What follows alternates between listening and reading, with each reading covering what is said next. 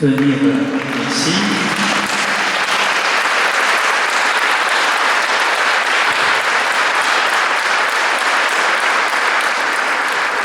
Voilà, merci Cyril.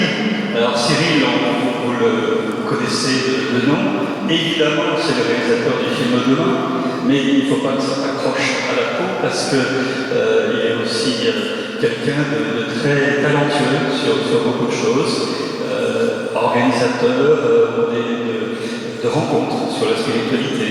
Il est aussi la revue Kaizen, directeur de collection Acteurs Sud, et puis un livre un roman sur les relations entre arabes et israéliens, et puis des poèmes également. Voilà.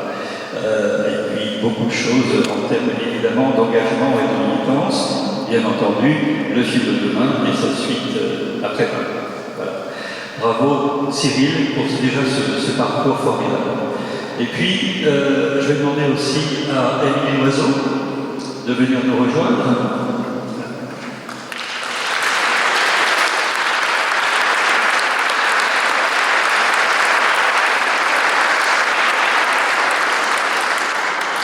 Alors, Émilie Loiseau, vous la connaissez évidemment tous comme chanteuse, et c'est aussi une citoyenne, et puis une militante engagée notamment dans le mouvement sur les coquelicots, entre autres, bien sûr, et elle nous fait l'amitié de venir maintenant, et puis également ce soir sur la scène du festival.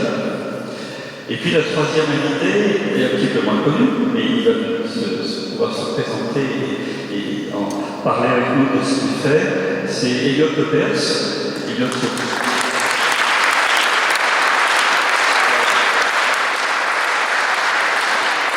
Elliot a fait des études d'art déco, c'est ça, il y a déjà un petit temps.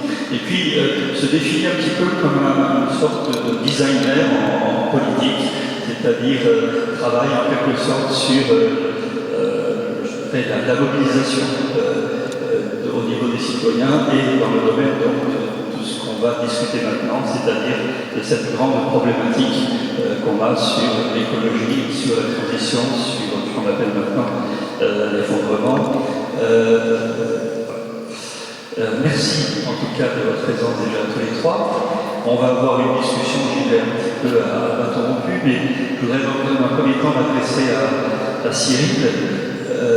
On a eu avant-hier un premier dialogue avec Dominique Moreau, qui est un philosophe qui a beaucoup travaillé sur l'écologie depuis 20 à 30 ans, et il nous a fait une description du constat aujourd'hui tout à fait un petit peu inquiétante, on va dire, à la fois sur la gravité des crises, qui sont des crises systémiques, c'est pas le mot crise d'ailleurs peut-être pas très bon puisqu'on est sur un état un peu permanent, mais en même temps aussi sur les problèmes temporels, le temps qu'on a sur la journée, etc.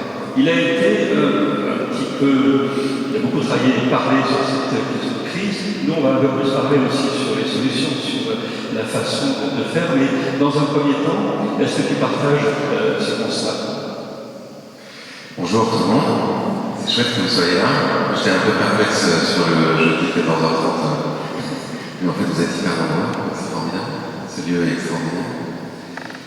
Oui, évidemment, je partage beaucoup de l'inquiétude de Dominique et de beaucoup de scientifiques aujourd'hui.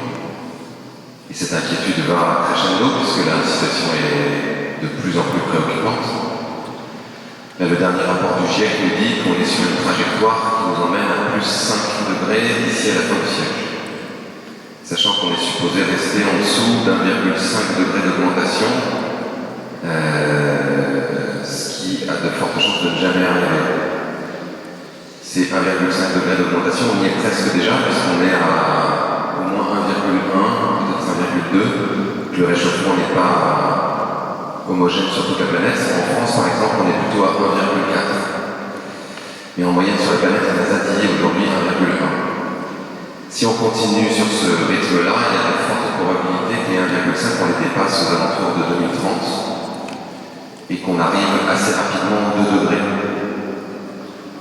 Si on dépasse 2 degrés, une partie des scientifiques, notamment ceux qui avaient publié l'étude l'été dernier, sur la planète étude disent qu'on va déjà enclencher des mécanismes qui seront potentiellement irréversibles. Une des choses qui les inquiète le plus, c'est la fonte du permafrost en Arctique, en Sibérie, donc cette couche de terre gelée qui emprisonne des quantités très importantes de carbone, notamment de méthane. Et ils estiment que rien qu'en Antarctique, il pourrait y avoir 4 fois plus de gaz réchauffant de l'atmosphère que ce qu'on a déjà envoyé, nous, depuis le début de la révolution industrielle. Ce qui voudrait dire que si ces gaz se relâchent dans cette proportion-là, on va vers un phénomène d'emballement qui sera quasiment impossible à arrêter. Et donc qui va nous faire grimper vers 3, 4, 5 degrés beaucoup plus rapidement que prévu. Plus 5 degrés en 2100, c'est les prévisions du GIEC, mais il y a des prévisions qui sont même déjà plus alarmistes, qui viennent des entreprises, et notamment des pétroliers. BP et Shell ont fait des scénarios internes qui ont fuité dans la presse anglaise l'an dernier et qui imaginent qu'on sera à plus 5 degrés en 2050. Plus 5 degrés, ça veut dire moins 50% de rendement agricole, c'est-à-dire qu'on n'est plus capable de nourrir tout le monde. Ça veut aussi dire qu'il y a un certain nombre de pays qui deviennent totalement inhabitables. Il y a à nouveau une étude là, qui a été faite par l'Institut Max Planck en Allemagne, qui portait sur à la fois le Maghreb et la péninsule arabique, sur un bassin de population d'à peu près 500 millions de personnes, et qui estimait que autour de plus 5 degrés, on ne pourra plus habiter là-bas. Ce qui veut dire que les personnes qui y sont aujourd'hui vont devoir soit migrer, soit vont certainement disparaître. Il y a de fortes chances qu'elles essaient de migrer là-bas. Et quand on voit les difficultés que posent les quelques dizaines de milliers de migrants qui sont arrivés en France depuis la Syrie, depuis la Libye, ces derniers mois, voire même ces 2-3 dernières années, on peut imaginer ce que des migrations massives de centaines de millions de personnes pourraient provoquer sur la planète.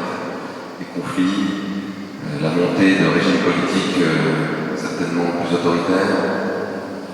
Parallèlement à ça, le réchauffement accélère la disparition des espèces. Et on est déjà dans une situation un peu compliquée puisqu'on a perdu plus de 60% des populations d'animaux vertébrés sauvages ces 40 dernières années. On a perdu 80% des insectes volants en Europe, on a perdu 30% des oiseaux des champs. Et que le rythme de l'extinction de ces espèces est en gros 1000 fois plus important que ce qu'il devrait être. Si ces espèces-là disparaissent, il y a de fortes chances que nous disparaissions aussi. Donc face à un constat comme celui-là, qui est anticipé depuis un bon moment, parce que ce qu'on est en train de se dire là, en gros on le savait déjà dans les années 70. Il y a une enquête qui a été faite par un des journalistes du New York Times qui montre qu'entre 79 et 89, on avait vraiment une fenêtre de 10 ans où on avait déjà toute la connaissance scientifique et qui nous aurait permis de réagir avec suffisamment d'anticipation. Là, ce que les scientifiques nous disent, en tout cas ceux qui sont les plus effrayés, c'est que la fenêtre qui nous reste avant que des phénomènes climatiques extrêmes se généralisent, parce qu'il y a déjà des phénomènes climatiques extrêmes dans un certain nombre d'endroits du globe. Vous avez dû voir, on a vu en France qu'on a battu notre record de température à 45,9. Vous avez dû voir ce qui s'est passé en Inde, la ville de Chennai, 11 millions d'habitants, quasiment plus d'eau, nécessité de faire venir de l'eau ailleurs dans le pays parce que tous les réservoirs qui permettent de stocker l'eau étaient totalement vides. Vous avez vu ce qui s'est passé l'été dernier, même les incendies de forêt massifs, les sécheresses, tout ça va continuer à se produire. D'ailleurs, la Syrie a été un exemple d'endroit où les phénomènes climatiques et les phénomènes géopolitiques se sont croisés, se sont même rencontrés, puisqu'à l'origine du conflit syrien, on a eu 2 années de sécheresse extrêmement graves qui ont fait migrer plus d'1 million de personnes des campagnes depuis jusqu'aux confins de Damas, qui n'ont absolument pas été pris en charge par le régime, donc ils sont tassés en gros dans des logements où ils habitaient à 10. Donc qui a fait monter la pression de façon considérable. Et donc quand par-dessus il y a eu les étincelles géopolitiques et religieuses, interculturelles qui ont allumé la mèche, c'est devenu une on est à ça. Parce que ce que j'aimerais bien que vous entendiez, ce qui est malheureusement une mauvaise nouvelle et qu'on a tendance à pas regarder parce que c'est très très angoissant, c'est qu'on y est. C'est-à-dire que les scientifiques disent déjà que le permafrost est en train de fondre 70 années plus tôt que ce qu'ils avaient imaginé. Il y a un papier qui a été publié dans le Guardian il y a 15 jours. On commence à voir des images, les immeubles qui sont construits en Sibérie commencent à tomber parce que le sol n'est plus suffisamment dur. On y arrive. Hein. Donc, toute la conversation qu'on va avoir là est très intéressante parce qu'on est obligé de se dire, face à une urgence pareille et à une situation aussi grave, qu'est-ce qu'on est encore capable de faire, à la fois individuellement, à la fois politiquement, à la fois collectivement sur les territoires. Ce qui est nouveau, c'est qu'avant on parlait de 2050, de 2100. Voilà. Et là, maintenant, les scientifiques nous disent qu'il y a une accélération qu'on arrive à mesurer et les horizons se sont considérablement rapprochés. Finalement, on est sur des horizons à 2030, 2035, peut-être ce qui change tout. Parce qu'à ce moment-là, on n'est plus peut-être dans les petits gestes, et les petits gestes simples. Est-ce que c'est votre avis aussi à tous les deux? Est-ce qu'on est dans une phase maintenant sur laquelle, eh bien, il faudra peut-être continuer à avoir ces petits gestes, mais en même temps, on est contraint à une attitude beaucoup plus radicale? Moi, je crois que oui, je ressens en ce moment, plus ça va, plus j'ai l'impression que notre prise de conscience individuelle ou dans un cercle plus ou moins restreint où on essaye de sensibiliser son voisin, où on essaye soi-même de changer son action, sa manière de vivre, d'avoir effectivement des petits gestes, s'ils ne sont pas comment dire, doublés, ou s'il n'y a pas parallèlement des décisions très fortes, voire, j'aime pas le terme autoritaire, mais des lois, des règles qui soient drastiques et qui établissent un nouveau comportement, on ne va pas du tout aller assez vite. Et de la même manière, si ces règles ne sont pas accompagnées d'une prise de conscience de chacun, et donc comment créer une prise de conscience, c'est aussi par des idées et des perspectives positives et des choses qui peuvent donner envie. Il y a la peur, mais il n'y a pas que ça. Si ces deux mouvements ne sont pas en mouvement parallèlement, on va aller vers soit une inefficacité, soit une sensation qu'on nous impose des choses et des conflits. Elliot? Mais il y a une étude qui est très intéressante, qui est sortie récemment du cabinet Carbone 4, qui évalue que si on a toutes et tous un comportement héroïque dans notre quotidien, on peut globalement avoir une influence de l'ordre de 25% sur les émissions de gaz à effet de serre. Et on peut plus raisonnablement tabler sur 5 à 10% grâce à ce qu'on peut faire dans notre quotidien. En revanche, il y a deux fonctions fondamentales d'agir dans notre quotidien. La première, c'est symbolique, c'est que d'abord on montre l'exemple, d'abord on montre qu'on est prêt à agir, on est prêt à prendre la part qui nous retombe dessus, et donc que ça ne peut pas servir d'argument aux dirigeants politiques et économiques pour dire on attend que vous bougiez, vous les citoyennes et les citoyens, avant de faire. La deuxième chose, c'est presque de l'ordre de l'hygiène mentale, en fait, c'est de se dire on est tellement impuissant face à ça, on est tellement désemparé face à tous ces changements où on se dit mais on n'y arrivera pas.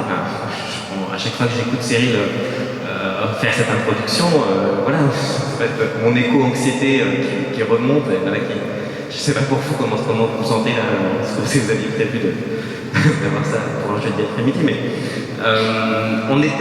c'est tellement fort comme sentiment. Reprendre en main, redevenir une partie de la solution en changeant ses comportements là où on peut, en consommant un petit peu différemment, en changeant un petit peu la manière dont les choses vont être produites, même si c'est minime et ça ne suffit pas, ça nous permet nous de nous sentir bien.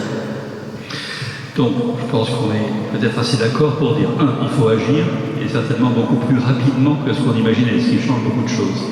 Et puis, la deuxième chose, c'est de dire, ok, pour les petits gestes, les gestes individuels, le changement de comportement, mais comme tu l'as indiqué, c'est une partie du problème, en quelque sorte quelque chose qui est nécessaire, mais pas suffisant. Donc, il faut aussi passer à l'action collective. À ton avis, Cyril, comment tu vois cette action collective? Est-ce que la somme des petits gestes, est-ce que derrière les citoyens se prennent en charge? Est-ce qu'il faut aussi des lois, des règlements? Comment faire aussi, à la fois en France, mais avec ce paysage international qu'on connaît, qui est quand même aussi, qui arrive, je dirais, au plus mauvais moment par rapport à ces questions climatiques, énergétiques? C'est une question extraordinairement compliquée, à laquelle je ne suis pas sûr d'avoir vraiment toutes les réponses. Et je vais essayer de vous partager où j'en suis. Ça va pas forcément vous remonter le moral tout de suite, mais on va essayer. Ce qu'on aurait besoin de faire pour essayer de limiter la casse, parce qu'en réalité, comme je le disais tout à l'heure, on a certainement déjà dépassé un certain nombre de seuils. C'est-à-dire que le réchauffement, c'est comme une voiture, quoi. C'est-à-dire que si vous freinez, il faut quand même une distance pour que votre voiture s'arrête. Là, de la même façon, tout ce qu'on a envoyé dans l'atmosphère va continuer à faire son office. Même si on peut imaginer qu'on mette en place des plans énormes pour aller rechercher le carbone en replantant des forêts, en replantant des mangroves, en replantant des prairies marines, ce qui est absolument nécessaire. Il y a tout de même une très forte probabilité, étant donné l'inertie de nos sociétés, pour qu'on aille vers des chocs. Et ce qu'on aurait besoin de faire demande des changements dans notre organisation sociale et dans nos modes de vie qui ne sont absolument pas populaires. Ça demanderait en gros qu'on réduise peut-être de moitié le nombre de véhicules en circulation si on est dans un laps de temps de 2030. Ça demanderait qu'on prenne beaucoup moins souvent l'avion, qu'on mange 3 fois moins de viande, qu'on achète beaucoup moins de trucs. Tout ça n'est pas dramatique, hein, et d'autres êtres humains ont vécu comme ça avant nous et ils n'en sont pas morts.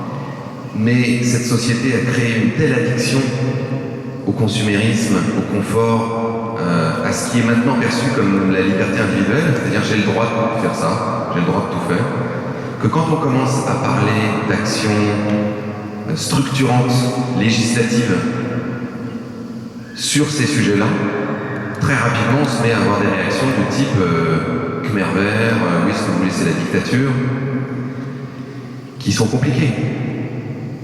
Alors que, et on en parlait tout à l'heure avec Thierry, puisque Negawatt prend très souvent l'exemple du code de la route comme étant un ensemble de règles qu'on s'est donné pour garantir que tout le monde va prendre sa voiture et rentrer à peu près vivant chez lui, même s'il y en a qui vont rentrer moins vivants que d'autres parce qu'ils le respectent plus ou moins.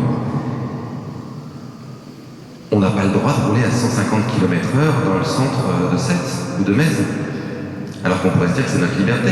Moi, j'ai envie de pouvoir rouler à 150 parce que c'est ma liberté. Ah non, parce que c'est dangereux pour les autres. Donc à partir du moment où on entérine le fait que le changement climatique va mettre un certain nombre d'êtres humains en danger, et peut-être même de danger mortel, on a la nécessité de prendre un certain nombre de lois, de cadres. Ces cadres-là non seulement ne sont pas populaires, mais ne vont pas du tout dans le sens des modèles économiques des pays développés. Là encore, il y a eu, parce qu'il y a moult rapports, nous on a toujours un peu le nez dessus, mais il y a eu une étude qui a été faite sur est-ce qu'on est capable de faire vraiment ce truc de croissance verte, c'est-à-dire est-ce qu'on est capable de découpler la croissance de l'extraction de matières premières et la destruction de ressources naturelles. Et les scientifiques qui se sont penchés sur la question sont arrivés à la conclusion qu'a priori non. En tout cas, dans un scénario où on voudrait rester sous 1,5, il faudrait une décroissance mondiale de l'économie. Mondiale, c'est-à-dire une décroissance majoritairement des pays qui ont les plus hauts niveaux de croissance ou les plus hauts niveaux de vie, et potentiellement une petite croissance des pays qui n'ont pas du tout la même façon de vivre que nous. Si on veut rester en dessous de 2 degrés, on pourrait avoir une croissance mondiale de 0,5 points. Pas BZF. Alors que nos responsables politiques ne cherchent que ça, à avoir de la croissance.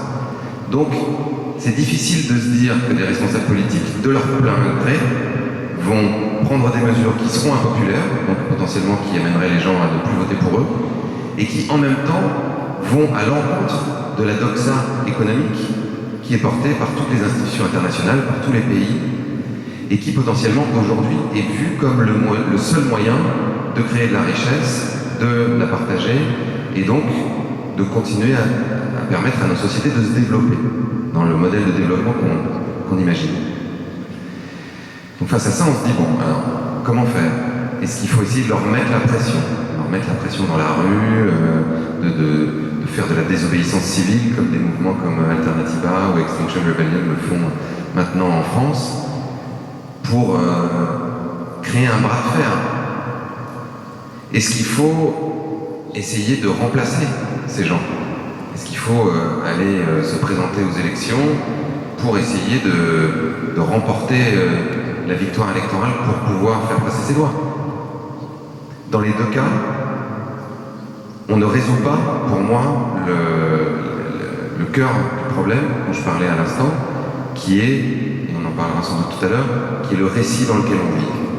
C'est-à-dire notre représentation du monde. C'est-à-dire que si on essaye de se présenter en politique et de gagner sans avoir préalablement permis à notre électorat potentiel de transformer sa perspective de l'avenir, c'est-à-dire d'arrêter de croire que la croissance, avoir le plus d'argent possible, posséder le plus de biens matériels possible, c'est ça qu'il faut atteindre, c'est ça l'horizon indépassable de la civilisation. Il y a peu de chances qu'on soit élu. D'ailleurs, vous voyez ce qui se passe en ce moment. Hein. On s'est dit, c'est génial, les écologistes ont fait 13,5 aux élections européennes. 13,5 quoi. Pendant que la République En Marche et le Rassemblement National étaient beaucoup plus en tête.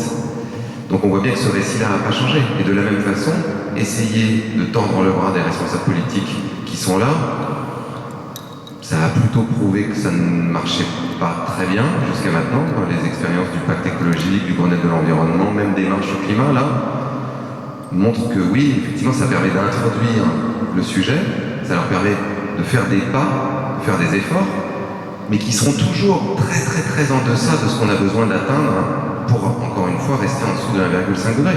Parce que, comme le disait Denis Meadows, qui a écrit ce rapport Halte à la croissance en 1972, tout gouvernement qui porterait une politique de décroissance, a priori, c'est un suicide politique. C'est-à-dire qu'en gros, tu nous dis, le programme ne peut être qu'impopulaire, alors que ce qui marche, c'est le populisme. Et donc, on a une vraie difficulté à mobiliser. Elliot, est-ce que toi qui travailles sur des mobilisations assez fortes de jeunes qui essayent justement de populariser ça, est-ce que ça fonctionne? Et puis, peut-être une autre question à Émilie sur les coquelicots, qui sont aussi une mobilisation ou une tentative de mobilisation concrète sur une problématique extrêmement forte pour faire bouger les gens, qui est celle de la santé. La question, c'est de savoir comment est-ce qu'on arrive à prendre la mesure de l'urgence. Alors qu'on connaît le problème, effectivement, depuis 40 ans, comment est-ce qu'on fait pour y répondre? Pour répondre suffisamment tôt. Parce qu'on fait des choses, on fait des politiques. Elles sont tout simplement pas à la hauteur de l'urgence, du délai qu'on a et de l'ampleur du problème. Moi, je pense que ce qu'on est en train de comprendre, c'est qu'il n'y aura pas une seule solution. Et ce qu'on est en train de faire, c'est qu'on est en train de déployer une réponse multisectorielle, multifactorielle à cette problématique. Et ça, c'est assez nouveau. Jusqu'à maintenant, jusqu'à récemment, les écolos étaient assez seuls. Ils étaient assez minoritaires. Ils faisaient quelques points dans chaque élection. Et ils étaient assez peu crédibles. Ce qui est en train de changer, c'est qu'il y a un imaginaire qui monte autour de cette question-là. Il y a des documentaires qui ont des Césars sur ces sujets-là. Il y a toutes les couches de la population qui commencent à s'emparer de cette problématique-là, à la fois les entreprises les plus polluantes également, parce qu'elles sont conscientes que leur modèle économique en dépend. Et ce qu'on a fait depuis septembre, et notamment avec la démission de Nicolas Hulot, c'est que Nicolas Hulot, en démissionnant le 28 août dernier, il nous a donné la justification, et il a rendu inéluctable l'idée que le gouvernement ne fait pas ce qu'il fallait, on n'est pas à la hauteur, le gouvernement n'en fait pas assez. Et jusque-là, c'était les écologistes qui disaient ça, c'était l'opposition. Et donc vous pouvez douter de la lucidité de leur parole. Là, c'est un ministre qui dit « j'ai essayé », en fait, on est très très en retard, quoi. Et ça a déclenché cette mobilisation historique, et ça a déclenché plusieurs mois. Nous, on a fait plusieurs campagnes, notamment avec beaucoup d'influenceurs jeunes, des créateurs de vidéos sur YouTube et sur Instagram, qui ont été vus plusieurs dizaines de millions de fois. On a fait le défi On est prêt, qui a embarqué plusieurs millions de moins de 25 ans qui ont pendant un mois mis en œuvre des défis dans leur quotidien et qui ont permis d'embarquer plein d'influenceurs extrêmement suivis des Norman, des McFly et Carlito, que vous connaissez peut-être pas, mais qui sont aujourd'hui les 20h des moins de 25 ans, quoi, qui sont regardés religieusement, quotidiennement par des millions de Françaises et de Français. Et ça, c'est nouveau, parce que c'est devenu un sujet qui devient majoritaire. Et tous les instituts de sondage estiment et sont en train d'évaluer que l'écologie devient la première priorité des Françaises et des Français petit à petit. Aujourd'hui, c'est le cas plutôt chez les personnes urbaines et plus aisées, mais c'est le symptôme de quelque chose de beaucoup plus profond. Donc voilà, il y a un mouvement qui est nouveau, qui fonctionne et qu'il faut regarder avec beaucoup d'espoir. Et effectivement, les grèves de jeunes, elles portent quelque chose de très fort. Mais ce qui est très important, c'est de se dire qu'il va y avoir les désobéissants qui vont parler aux gens qui pensent que la désobéissance n'est que la solution. Il va y avoir Marion Cotillard qui va manifester et elle parle aux gens qui disent si même Marion Cotillard va manifester, il faut peut-être que je commence à me dire qu'il y a un problème. Et entre les deux, il y a 5, 10, 15, 20 initiatives différentes qui parlent à des gens qui ont un niveau de conscience, un niveau de prise en considération des problèmes qui est différent. Émilie, sur la question de la mobilisation, et puis ton expérience peut-être aussi sur les coquelicots. Mais sur les coquelicots, j'ai l'impression qu'il y a un petit Larsen qui va partir, donc ça m'inquiète.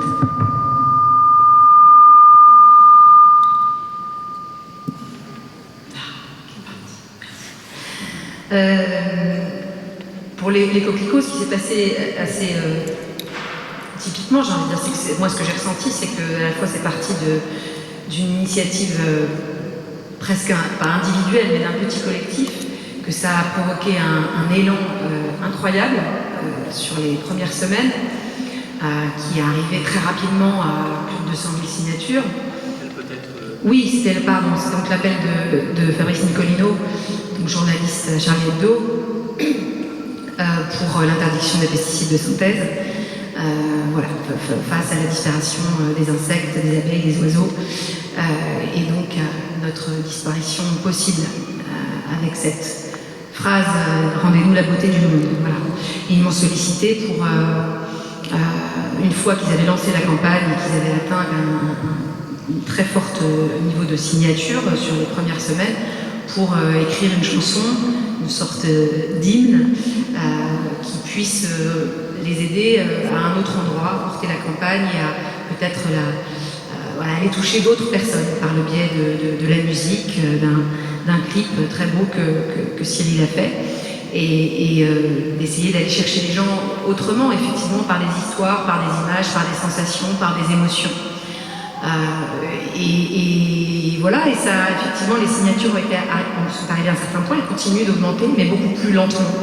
Parce qu'effectivement, ce que c'est aller chercher, il y a peut-être des signataires parmi vous, des gens qui sont, je crois le savoir, liés à ce mouvement et investis.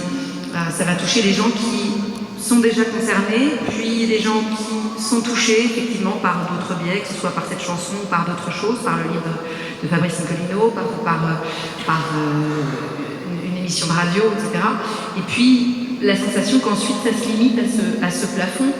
Et je crois que la réflexion actuelle, et moi je la trouve hyper intéressante, est de se dire, et particulièrement par rapport à tout ce que vous venez de dire, ce que tu viens de dire Cyril sur cette accélération, c'est que les agriculteurs qui sont finalement les premiers concernés par tout ça et qui vont l'être de plus en plus, puisque leur rendement va être mis à mal et qu'ils sont eux-mêmes déjà pris en otage par des revenus qui sont pas du tout suffisants, des règlements climatiques qui provoquent des choses terribles pour eux. Et finalement, ils sont les premiers à être concernés par tout ça, et ils sont aussi pris en otage par un système qui les oblige à acheter toujours plus de pesticides, toujours plus de semences, etc. etc. Et en fait, jusqu'à présent, les écolos ont été un petit peu les ennemis, on était un peu deux camps, en fait, à finalement les montrer du doigt en disant ce que vous faites n'est pas bien, vous polluez, et eux à se dire mais vous comprenez rien, et vous êtes des idéalistes, évidemment qu'on ne peut pas faire ça, et que les gens n'auront jamais assez à voir. Et en fait, je pense que précisément c'est à cet endroit-là qu'il faut se rencontrer, parce que c'est eux qui sont les plus impactés aujourd'hui, qui vont l'être encore plus, et il s'agirait de s'unir pour dire que cette prise d'otage dans laquelle ils sont, ces difficultés dans lesquelles ils sont, et ben ce sont tous les lobbies qui se font le plus d'argent sur tout ça, qui en sont responsables, qui à la fois appauvrissent la Terre, qui sont responsables d'une partie des dérèglements et qui sont responsables aussi de la situation économique dans laquelle ils sont. Et je trouve que justement cet endroit-là, et Fabrice Nicolino et tout ce mouvement, je crois, est en train de réfléchir à ça, à justement essayer d'arrêter cette opposition et de chercher une union pour que les gens qui travaillent la terre puissent être accompagnés pour aller chercher d'autres manières de produire et de nourrir les gens. Oui, parce que ça fait système entre l'agriculture, la santé, le développement territorial, l'emploi, etc. La réponse ne peut être que finalement système ou systémique. Cyril, ce qui est intéressant lorsqu'on regarde un petit peu les augmentations de consommation d'énergie, de matière, etc., c'est que finalement, qu'est-ce qu'il faudrait? Il faudrait revenir à quelque chose qui n'est pas très loin des années 75-80. C'est pas si loin que ça. En 75, on avait de la mobilité, on vivait pas si mal que ça, etc. Et donc je ne pense pas qu'il faut imaginer qu'on est sur le retour à l'âge de pierre, à la lampe à huile et au char à bœuf. Hein. C'est pas du tout ça, au contraire. Donc ça veut dire qu'il faut aussi imaginer, réfléchir à des récits qui nous amènent à une société beaucoup plus vivable. Et dans ton livre, le petit manuel de la résistance contemporaine, tu expliques que cette notion de récit est essentielle. Par rapport à tout ce que je disais tout à l'heure, c'est-à-dire la difficulté de sortir de cette espèce de quadrature du cercle, pour moi, d'une certaine manière, on a besoin de faire trois choses. Et je vais venir au récit tout de suite. On a besoin d'essayer d'arrêter le réchauffement climatique et la destruction des écosystèmes, de se préparer au choc qui arrive, donc de créer la résilience sur nos territoires, faire en sorte que nos territoires puissent encaisser en produisant un maximum de leur alimentation, en produisant un maximum de leur énergie de façon renouvelable, en relocalisant une bonne partie de leur activité économique, en gérant l'eau, et régénérer nos sols, régénérer nos forêts, régénérer nos coraux, régénérer nos systèmes sociaux, régénérer nos systèmes démocratiques. Pour moi, on a besoin d'agir sur ces trois grands points. Et pour donner, entre guillemets, l'élan nécessaire à chacun de le faire, par plein de moyens différents. Par exemple, arrêter le réchauffement et la destruction. On peut se dire que ça peut se faire par la loi, et que ça peut aussi se faire par la désobéissance civile. Ça peut se faire par l'interposition, en empêchant des industriels d'aller couper des forêts, en empêchant des braconneurs d'aller tuer des espèces sauvages, comme le Sea Shepherd, ou comme le font un certain nombre d'ONG en Afrique, ou le Jane Goodall Institute, etc. Mais c'est pas suffisant de simplement résister, c'est-à-dire d'essayer d'empêcher. On a besoin de se projeter. On est des êtres. Nancy Houston, qui est une romancière et essayiste franco-canadienne, dit qu'on est une espèce fabulatrice. C'est-à-dire qu'on est une espèce qui passe son temps à raconter des histoires. Pas raconter des histoires au sens de raconter des mensonges, et de construire des récits. Pourquoi? Elle, son interprétation, c'est que on est une des seules espèces à notre connaissance qui a conscience qu'elle va mourir, donc qui voit son existence comme quelque chose qui a un début, un déroulement et une fin. Et ça, c'est le propre d'un récit. On est aussi une espèce qui est dotée de langage, qui a la capacité d'interpréter sa perception du monde à travers des mots, et d'utiliser ces mots pour essayer de décrire ce qu'il voit du monde aux autres. Ce que Harari, qui a écrit Sapiens, s'appelle notre capacité à partager notre subjectivité, à faire de l'intersubjectivité. Et ça, comment est-ce qu'on le fait? En regardant la réalité depuis notre fenêtre, depuis notre point de vue, où on ne voit pas tout, où on voit seulement un bout de la réalité. Et les éléments qu'on va capturer comme ça, on va essayer de leur donner du sens. C'est un peu le mythe de la caverne de Platon, c'est-à-dire qu'on voit des ombres, on voit des trucs qui se passent, et on essaie de comprendre ce que c'est. Et quand on ne comprend pas, on essaie de trouver une interprétation. Et ça, prendre des faits, les mettre dans un certain ordre, et leur donner du sens, c'est raconter une histoire. C'est construire un récit. Et si on y regarde bien, et vous pouvez vous amuser à lire notamment L'espèce fabulatrice de Nancy Houston, qui est un livre qui m'a énormément influencé et marqué. Dans toutes les dimensions de notre vie, on le fait. Quand vous vous présentez à quelqu'un, vous racontez une histoire. Là, quand tu m'as présenté tout à l'heure, tu as pris un certain nombre d'éléments de ma vie, tu les as mis dans un certain ordre, tu m'as un peu beurré la tartine parce que c'est moi qui vais faire la conférence. Et donc j'ai eu l'air d'être un mec vachement bien, on a fait des trucs vachement bien. Si vous demandez à ma femme ou à mes enfants de vous raconter qui je suis, peut-être qu'ils vont pas du tout prendre les mêmes éléments, ils vont pas les mettre dans le même ordre, qu'il y a des choses de ma personnalité qui leur cassent vraiment les pieds, et que j'aurais l'air d'être une personne différente.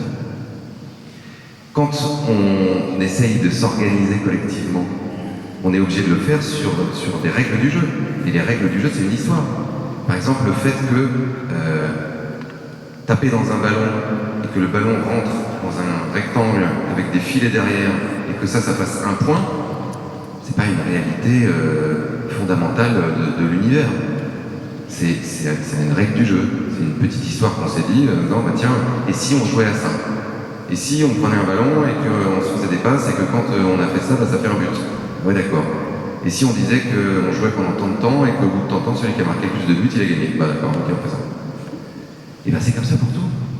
L'argent, c'est une histoire, c'est un récit, c'est une fiction. Si vous allez dans le fin fond de l'Amazonie, rencontrer une peuplade de chasseurs-cueilleurs et que vous essayez de leur échanger un billet de 20 € contre de la nourriture, il y a de fortes chances que ça ne fonctionne pas. Et qu'ils vous regardent avec un air un peu effaré. Parce que c'est une convention entre nous. Et cette convention, Harari a coutume de dire que l'argent est d'ailleurs l'histoire qui a le mieux marché sur Terre, parce que tout le monde à peu près y croit, à ce truc-là. Mais là aussi, on voit bien que cette convention-là, elle nous enferme dans un récit. Dans un récit qui dit que, par exemple, l'argent, il ne peut être créé que par des banques centrales et par des banques privées quand on fait des crédits. Si on croit que c'est la réalité, si on croit que c'est une règle immuable, que c'est comme ça, bah oui, c'est comme ça, comme on disait quand on était petit. Mais pourquoi c'est comme ça? Parce que c'est comme ça. Ben, on ne peut jamais la changer. Sauf que, moi c'est ce que j'ai découvert quand on a fait demain, le fait que les banques, je ne rentrerai pas là-dedans, ne t'inquiète pas Thierry, parce que c'est un peu compliqué, mais qu'on crée l'argent quand on va faire un crédit, c'est ça qui nous oblige à avoir de la croissance économique. Une croissance économique infinie. Notre ami, regretté ami Bernard Liétard, qui était un grand économiste sur ces questions-là, qui est mort il y a quelques mois, disait, mais ceux qui croient qu'on peut aller vers des politiques de décroissance sans changer le système de création monétaire, n'ont rien compris de la façon dont ça fonctionne. Donc ça, c'est une histoire qui nous enferme, qui nous paralyse. D'autres histoires, ce sont les régimes politiques ou les religions. Une religion, là on est dans un magnifique abbaye cistercienne. Pourquoi est-ce que des gens se sont mis à construire des endroits aussi extraordinaires? Parce qu'ils croyaient à la même histoire. Ils croyaient qu'ils construisaient une sorte de temple pour un dieu qu'ils allaient honorer, qui serait un endroit de recueillement, de prière, pour se mettre en contact avec lui. S'ils n'avaient pas cru à cette histoire-là, alors ceux qui ont cru à cette histoire-là, c'est ceux qui ont financé, hein, parce que évidemment ceux qui portaient les pierres, c'était pas une question de vraiment croire à cette histoire-là, je pense qu'ils étaient un peu plus forcés. Mais sinon, on n'aurait pas eu l'énergie de faire ça. Toutes les grandes religions sont fondées sur des mythes. Les régimes politiques, c'est la même chose. Le communisme, c'est une histoire. Le libéralisme, c'est une histoire. Et donc aujourd'hui, on est piégé dans une histoire qui est le libéralisme, le capitalisme financiarisé, le productivisme, où on considère, comme je le disais tout à l'heure, que plus on va gagner d'argent, plus on va accumuler de richesses matérielles, plus on va être heureux. Et donc on cherche ça. Et la plupart des êtres humains sur la planète cherchent à faire partie de cette histoire. Quand je suis allé en Chine, quand je suis allé en Amérique du Sud, quand je suis en Afrique, ben voilà, les gens disent, mais oui, mais moi je veux participer à cette histoire, je veux vivre dans cette histoire-là. Cette histoire que je vois sur Internet, que je vois à la télé, que je vois sur mon smartphone, ben moi je veux ça. Je veux aller vers ça. Donc qu'est-ce qu'il faut faire? Ben, il faut gagner de l'argent. Ok, ben, qu'est-ce que je fais pour gagner de l'argent? Ben, tu prends un boulot, tu participes à la croissance, tu participes à l'effort commun, quoi.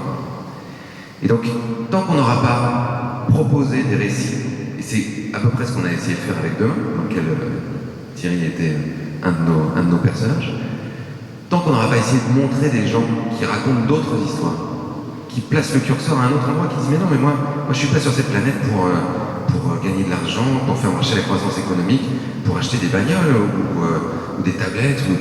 Moi, je ne suis pas sur cette planète pour ça. Je suis sur cette planète pour découvrir qui je suis, donner du sens à mon existence, faire en sorte que je puisse exprimer mes talents, que je puisse être utile aux autres, que je puisse vivre avec la nature, les animaux. Et c'est ça, moi, qui m'intéresse. Donc ça, est-ce que ça nécessite tout notre bordel, là, tout ce qu'on est en train de faire? C'est pas sûr. Et en revanche, est-ce que ça a la possibilité, est-ce que ça a le potentiel de me rendre plus heureux? Ben ça, peut-être. Parce que, dans le fond, c'est ce que un certain nombre de gens s'amusent toujours à dire, on est quand même des sociétés occidentales bourrées d'anxiolytiques, bourrées de névroses, qui compensent la perte de sens de leur existence par le consumérisme, par le fait de pouvoir s'acheter des trucs pour créer des soupapes. Et dans le fond, on entretient notre histoire en faisant ça. Parce que plus on veut acheter de trucs, plus on a besoin de faire des crédits, plus on a besoin de faire des crédits, plus on a besoin de travailler. Et plus on achète de choses, plus on doit consacrer du temps et de l'énergie à faire attention à nos choses, éventuellement à les protéger, prendre des assurances parce qu'on pourrait se les faire voler. Et puis le week-end, il faut qu'on s'occupe des trucs qu'on a achetés, qu'on les range, qu'on les repasse, qu'on les mette dans des placards, qu'on lave chez nous, qu'on tombe la pelouse, qu'on s'occupe des fenêtres. Donc on passe notre temps, c'est ce que disait Thoreau, qui disait finalement c'est un moment de possession nous possède. Et moi je pense qu'on a extraordinairement besoin de jouer là-dessus, qui est le cœur de notre psyché et le cœur de notre interprétation du monde. Harari dit, et puis je m'arrête avec ça parce que je suis intéressable sur le sujet, mais il dit que plus il y a de personnes qui croient à la même histoire, plus on est nombreux à fonctionner avec les mêmes règles, les mêmes normes, les mêmes lois. Parce qu'une histoire partagée, c'est une interprétation du monde partagée. Plus il y a de personnes qui sont capables, qui adhèrent à la même interprétation du monde, plus elles vont s'organiser pour construire des sociétés, des mécanismes politiques, économiques, religieux, etc. Et à l'heure d'Internet, à l'heure de l'information comme ça, où on est justement ballotté dans notre interprétation du monde par les climato-sceptiques, par les GAFA qui sont capables de manipuler nos psychés grâce à toutes les informations qu'ils recueillent des algorithmes, où on est confronté à des gens type Trump ou type Bolsonaro qui, de façon délibérée, refusent l'interprétation, on va dire, commune d'un certain nombre de phénomènes, type le changement climatique, en disant « moi je m'en fous, ça n'existe pas », et qu'ils le disent tellement fort et avec des outils de communication tellement viraux que ça finit par entraîner avec eux des gens qui finissent par se raconter la même histoire.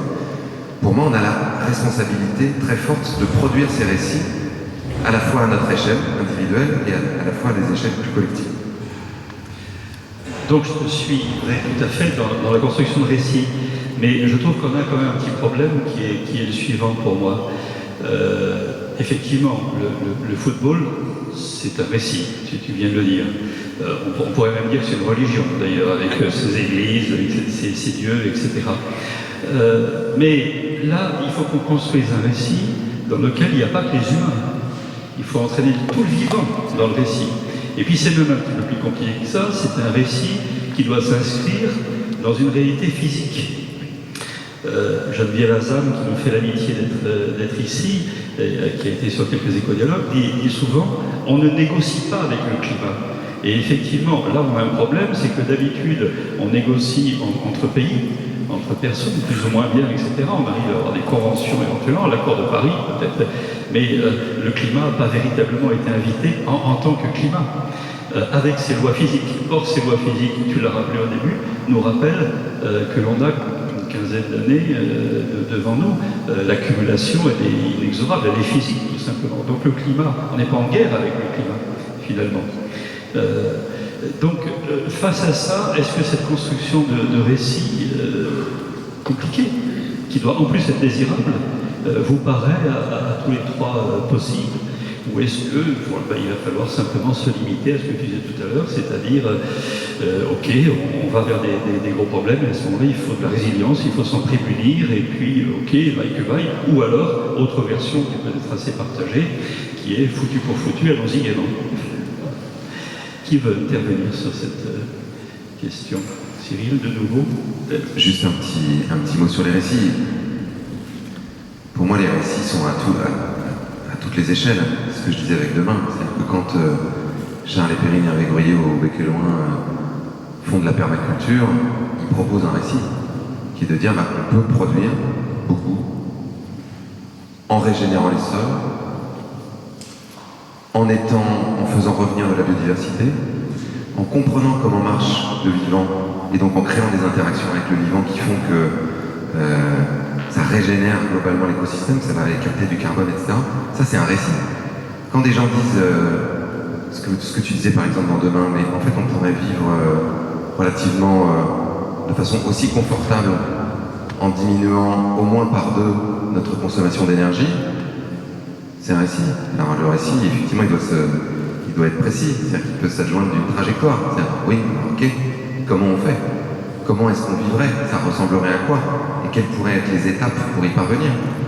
Quand vous mettez à changer de boulot, par exemple, à dire, moi j'arrête de bosser dans cette entreprise avec con, où je suis là juste pour l'argent, mais je fais quelque chose qui a du sens pour moi, vous racontez une histoire à votre entourage.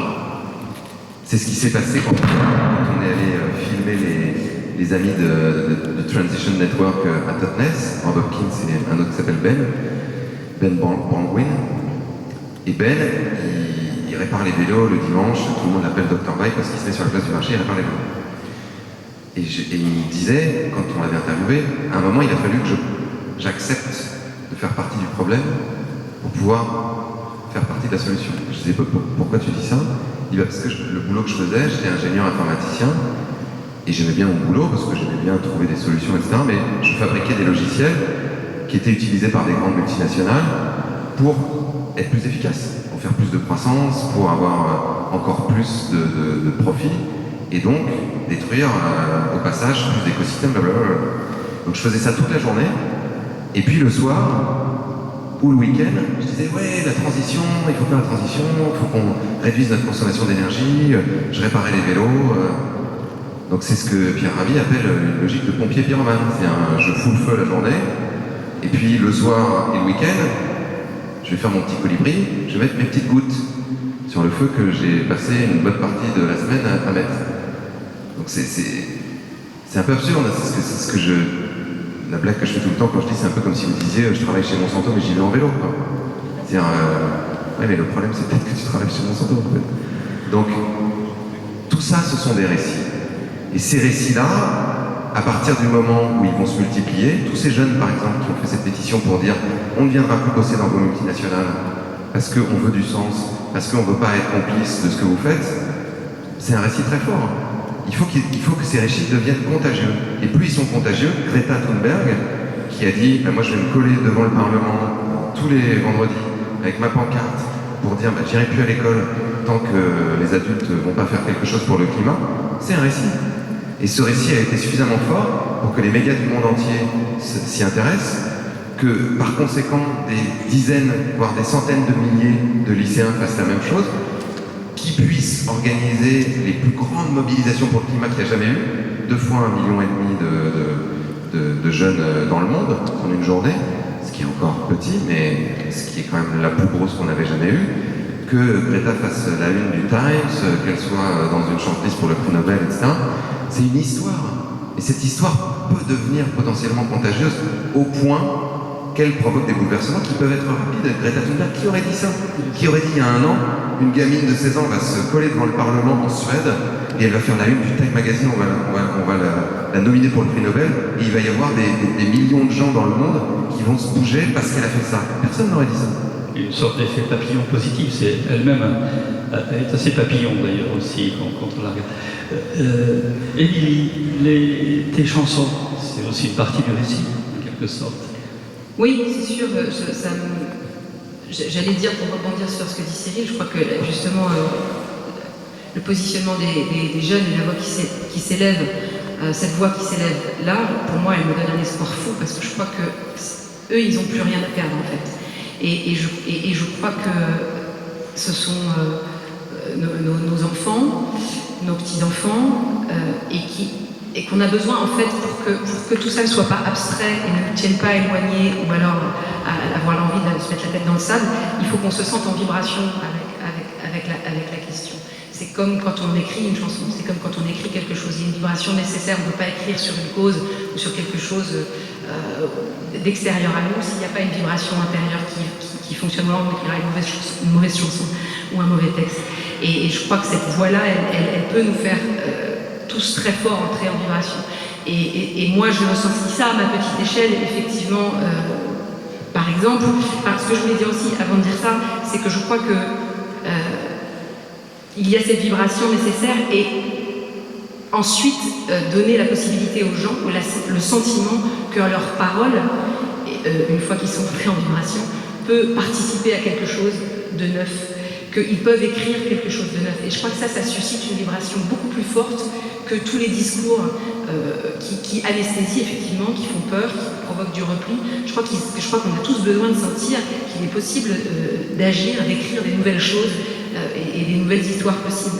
Et moi, à ma petite échelle, ce que j'ai pu vivre sur mon dernier album qui allait parler d'un petit microcosme familial que je regardais à la loupe de l'histoire de ma maman en très fort déséquilibre psychique, et je voulais comprendre, je cherchais à comprendre au travers de son histoire familiale et intime. Elle est née en juin 41, le 14 juin 41, au moment où son père, quelques semaines avant, faisait partie d'un bateau de la Navy, il était marin sur la Navy, à 24 ans, et son bateau était coulé au large de la Crète, et on ne savait pas s'il était encore en vie, et elle était encore dans le ventre de sa maman. Pour moi, très symboliquement, le naufrage de sa vie psychologique était lié aux vibrations de ce naufrage-là, et que les conflits amènent ont des ondes sur les générations suivantes. Et au moment où j'écrivais ça, c'était vraiment métaphorique, psychologique, historique à la fois, mais c'était un microcosme. Et bien arrivaient les corps des Iraniens sur les plages, on entendait parler de ces familles s'embarquant sur des radeaux de fortune, laissant leurs femmes ou leurs parents sous les bombes. Et pour moi, il y a eu une résonance très forte. Et j'ai parlé du coup, essentiellement dans ce disque, de cette résonance-là, en tous les cas pendant le concert, de cette résonance-là. Finalement, est-ce qu'on n'est pas tous des réfugiés, des migrants potentiels? Quelle est la parenté entre ce jeune homme de 24 ans en 1941 et son futur enfant et ce qu'on vit aujourd'hui? Pourquoi je ressens tellement, moi, cette résonance quand je chante ces chansons aujourd'hui qui mettent ces mots, les mots de mon grand-père, en musique? Est-ce que c'est pas parce qu'on est tous ça, finalement, on l'a été, on le sera, et certains le sont aujourd'hui. Et j'ai senti, après chaque concert, des gens venir au moment où je m'apprête à signer des disques, plus pour me parler de ça, plus pour me parler de leur histoire personnelle, parce que d'un seul coup, par cette émotion que je mettais malgré moi, parce que ça touchait à une histoire extrêmement intime et que je venais de perdre ma maman de son déséquilibre psychique, etc., d'un seul coup, il y avait une vibration très forte qui mettait d'autres personnes en vibration, qui eux-mêmes me racontaient leur histoire et qui peut-être n'étaient pas particulièrement militants sur la cause des réfugiés, mais je l'espère, en tout cas, j'avais la sensation qu'il y avait un besoin de parler de ça. Et d'un seul coup, ça devenait leur histoire aussi. Elliot, sur cette question d'arriver à convaincre, ce qu'on entend, si tu veux, de façon un peu globale, c'est de la faute au système, c'est de la faute à Trump, c'est de la faute à Macron, c'est de la faute à tout, c'est de la faute aux Chinois, c'est de la faute aux Indiens. C'est de la faute aux taches solaires, parce qu'il y a quelques climato-sceptiques encore, etc. Mais on sait très bien que ce n'est pas uniquement de la faute à. Donc comment arriver à convaincre, et notamment au travers de ce que tu fais, c'est-à-dire de toucher par l'intermédiaire de mobilisation importante. Comment arriver à convaincre et à dépasser finalement ces questions sur lesquelles c'est assez tranquille de refuser finalement l'obstacle. C'est un peu un refus d'obstacle, en quelque sorte. Tu disais un truc intéressant tout à l'heure sur comment est-ce qu'on crée un récit qui arrive à emmener tout le monde. Comment est-ce qu'on arrive à avoir quelque chose d'universel, parce qu'on a besoin d'aller toutes et tous ensemble dans la même direction. Et il y en a peu des récits aussi fédérateurs qui en plus intègrent une dimension de contrainte. Ça c'est aussi l'enjeu. Mais en fait, moi je trouve ça... Pourquoi est-ce qu'on a envie de consommer plus? C'est avant tout parce qu'il y a énormément de mal-être, c'est parce qu'il y a énormément de malheur, parce qu'il y a énormément de souffrance, parce qu'il y a des milliards de personnes sur cette planète, qui n'ont pas de quoi se soigner, qui n'ont pas de quoi manger, qui ne savent pas comment survivre. Et il y a un récit qui fonctionne aujourd'hui dans plusieurs pays, dans de nombreux pays, c'est le récit du repli sur soi. C'est les récits identitaires, c'est les récits patriotes, donc c'est Matteo Salvini en Italie, c'est Jair Bolsonaro au Brésil, c'est Trump, c'est le Brexit, etc. C'est la Hongrie de Viktor Orban, où on ferme les frontières parce qu'on a peur. On a peur parce qu'on est mis sous pression. Et parce que les travailleurs et les travailleuses ne savent pas de quoi demain sera fait, ne savent pas comment est-ce qu'ils vont réussir à survivre, et donc on a peur du futur. Et notre principal échec qui rend aujourd'hui ce défi collectif impérieux si difficile, c'est parce qu'on est autant sous pression et parce qu'on a autant peur du futur. Donc il y a une priorité qui est de recréer une croyance dans un futur, de retomber amoureux du futur finalement, et de se dire que ce futur peut nous apporter, peut être l'idée d'un progrès, que ça peut nous apporter du bonheur, tout simplement. Et ça, aujourd'hui, c'est compliqué d'y croire. Donc il y a un enjeu de comment est-ce qu'on arrive à garantir à tout le monde un niveau de vie qui soit décent. Comment est-ce qu'on arrive à protéger ça? Parce que ça, c'est peut-être le discours écolo, il a échoué à raconter ça. Il a échoué à raconter que l'écologie, c'était pas seulement pour sauver la planète, c'était avant tout pour nous sauver nous. C'était pour nous sauver nous, pour qu'on puisse vivre décemment. C'est en 1929, c'est Keynes qui disait, d'ici la fin du siècle, on n'aura plus qu'à travailler 15 heures par semaine, vu l'évolution de la productivité. En fait, aujourd'hui, on est à 8 heures par semaine. C'est-à-dire que pour avoir la productivité qu'on avait en 1929, il faudrait qu'on travaille 8 heures par semaine. Mais on continue à travailler 39 heures en moyenne par semaine en France. Et plutôt que de répartir cette richesse-là qu'on a gagnée grâce à l'innovation, et c'est extrêmement utile, plutôt que de la répartir et donc de permettre à tout le monde de vivre décemment, eh bien on l'a aspiré et on a creusé les inégalités. Face à ça, c'est normal qu'on essaye de sauver sa peau finalement. Et donc, c'est comme ça qu'on divise la société. Donc moi je pense que la priorité, c'est de raconter qu'effectivement cette grande transition qu'il faut absolument qu'on réussisse, à un certain degré, cette grande transition, avant tout, sa priorité, c'est de redonner de la dignité économique, la dignité de vie à tout le monde, parce que c'est la première étape. Et c'est parce qu'on veut que tout le monde puisse vivre décemment qu'on doit répartir les richesses, qu'on doit protéger les ressources. Et ça va de pair, c'est indissociable finalement. Alors, imaginons qu'on arrive, grâce à toi Cyril et d'autres, à ce récit, à raconter quelque chose qui serait une trajectoire sur 15-20 ans, qui serait aussi une trajectoire sociale, évidemment pas uniquement écologique, mais fortement sociale. Après, derrière, il y a la façon de le faire passer dans les règlements, les lois, les comportements de chacun, avec évidemment de grandes difficultés sur l'usage. Parce que, par exemple, si on a une voiture et qu'on est obligé de la mettre au contrôle technique, on n'est pas limité sur le nombre de kilomètres que je peux faire. On n'est pas limité sur son usage. Pour autant que j'arrive à payer une voiture, et pour autant de l'essence qui va avec, et pour autant que derrière j'ai le temps de le faire. Donc, est-ce qu'on ne va pas arriver à ce genre de limitation sur l'usage? Et non pas sur le bien ou sur simplement des réglementations techniques. Ça, c'est un premier point. Et puis la deuxième chose aussi, c'est si on veut agir, si on veut se mobiliser, peut-être qu'on l'abordera un peu après, parce que c'est notre question, c'est comment le faire. Et on arrive très très vite, à mon avis, sur la grande question de la violence et de la non-violence. Il y a de fortes chances qu'on arrive à des mesures qui limitent notre consommation, de ressources, de matière, d'énergie. Je vois pas très bien comment ça pourrait être autrement. La question, encore une fois, c'est comment est-ce qu'on le fait? Est-ce que c'est un truc comme imaginent les conservateurs aujourd'hui qui commencent déjà à nous traiter de dictateurs de façon très autoritaire, en laissant pas le choix? Est-ce que ça se construit collectivement? Là, par exemple, nous on a poussé une initiative que le gouvernement a accepté de laisser se produire, enfin ils ont accepté de la financer en fait, qui est une assemblée de 150 citoyens tirés au sort, qui ont délibéré pendant 6 mois sur la question de comment réduire nos émissions de gaz à effet de serre de 40% d'ici 2030. Au moins 40%. Parce qu'en fait il faudrait que ce soit plutôt 50 à 60.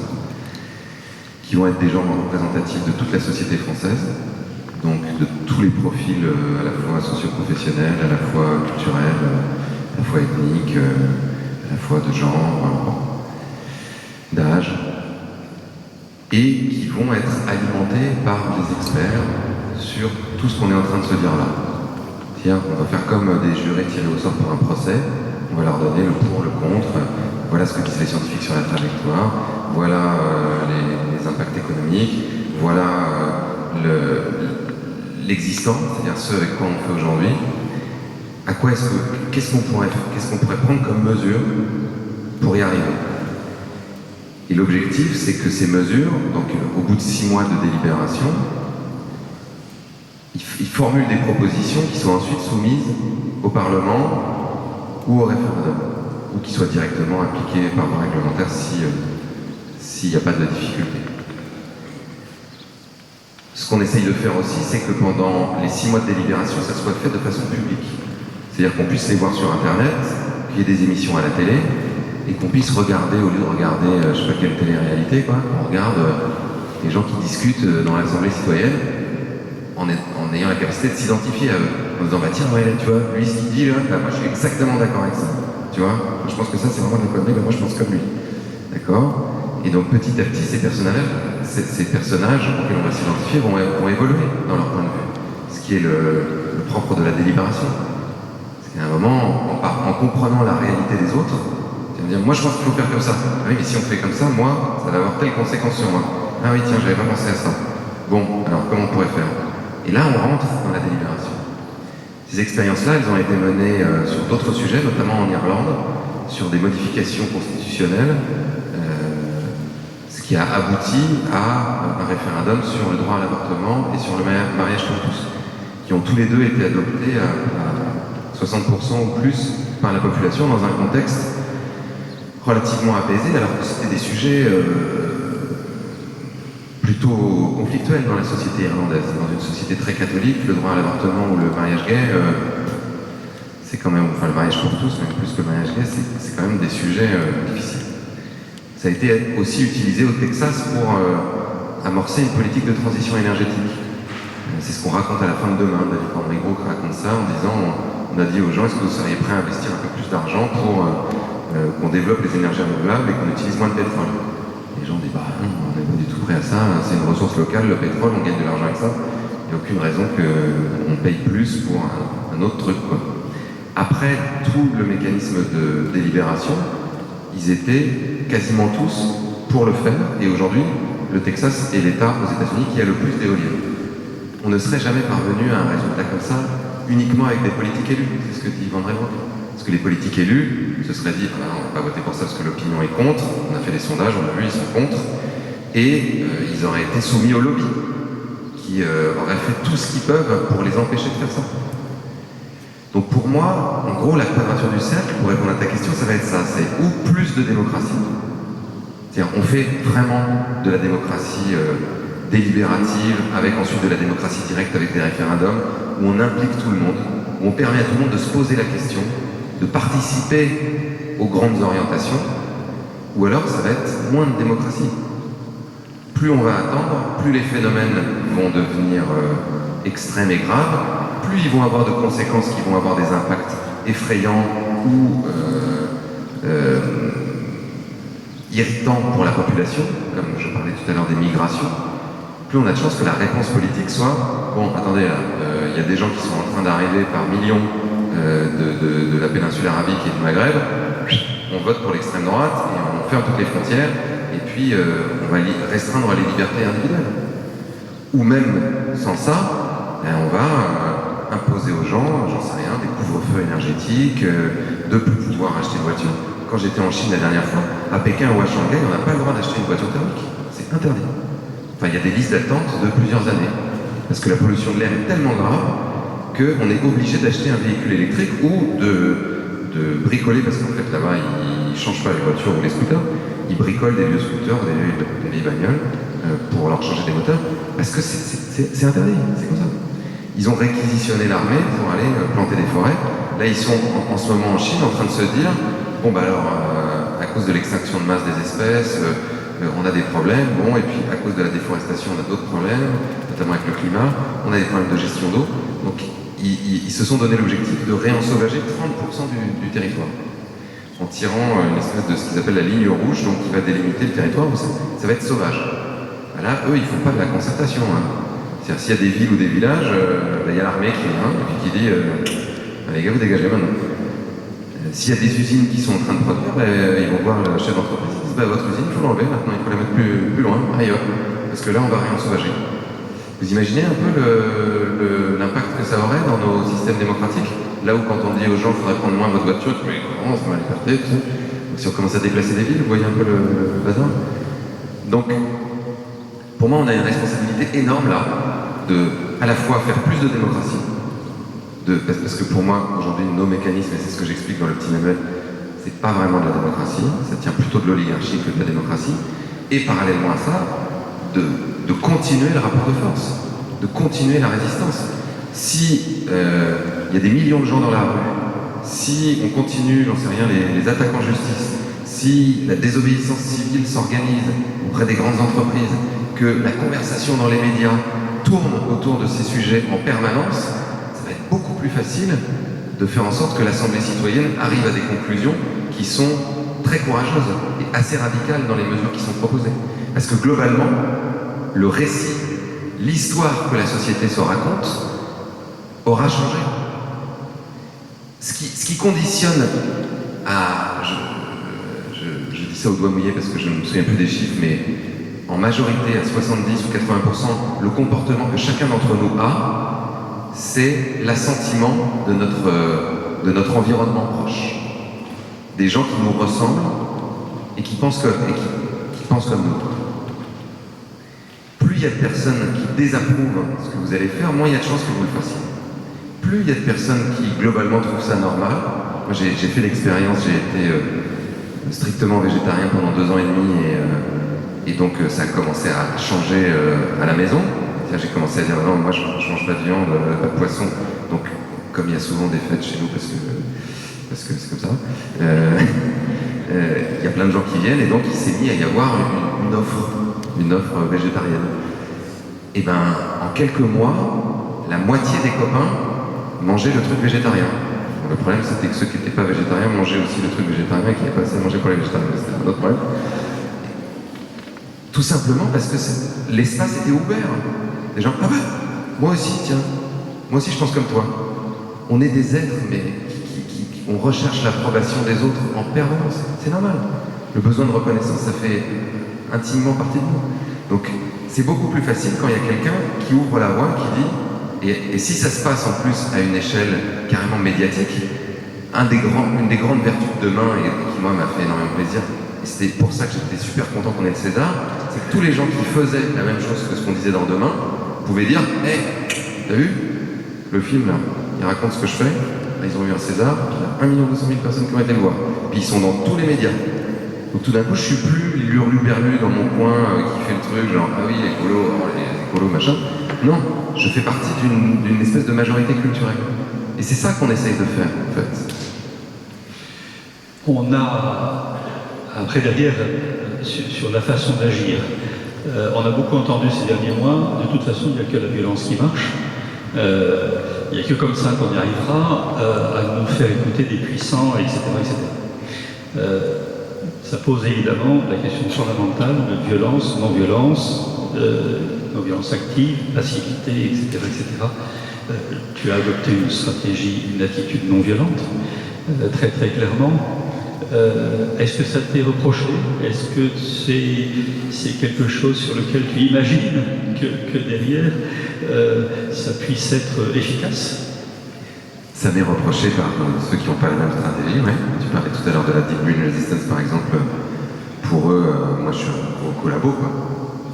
Ils ont publié, ils ont créé des éditions qui s'appellent Libre. Ils ont publié un bouquin qui s'appelle L'échec de la non-violence, ou je sais pas quoi. En gros, la théorie, c'est que la non-violence protège l'État. Et en fait, quand on regarde les différents mouvements dans la société qui ont amené à des changements importants, notamment sur les droits civiques, notamment sur l'égalité homme-femme, des choses comme ça, on voit que le sujet n'est vraiment pas simple, puisque c'est très souvent un mélange des deux. Si on pense par exemple droit de vote des femmes en Angleterre. Donc on pense suffragette, et on pense grande manifestation, mobilisation, on pense des grands textes qui ont été écrits, des penseurs, on pense désobéissance, et on pense des femmes qui ont pu avoir des comportements, je sais pas si elles faisaient la grève du sexe à l'époque, mais en tout cas de se dire j'arrête de jouer le jeu de la société telle qu'elle est conçue, où on me cantonne, moi femme, à un certain espace. Mais on oublie souvent, et je l'ai redécouvert quand je suis allé visiter le musée de Londres, un musée à Londres où il y avait tout un truc sur les suffragettes, qu'elles faisaient des attentats, les suffragettes, à l'époque. Elles organisaient des attentats. Pour cette raison-là, pour faire peur, en gros pour fragiliser le pouvoir et entraîner un rapport de force beaucoup plus grand. Quand on parle des droits civiques, on a effectivement toujours tendance à parler de Martin Luther King, d'une stratégie non violente. On oublie qu'il y avait les Black Panthers, qu'il y avait Malcolm X, qui n'avaient pas du tout des stratégies non violentes, qui avaient aussi des stratégies d'affrontement. Et que, très généralement, je ne sais pas si c'est une règle absolue, il faudrait demander à des chercheurs qui sont plus qualifiés que moi sur le... L'impression que j'ai, c'est que quand il y a des grandes transformations, c'est la rencontre entre un changement de récit.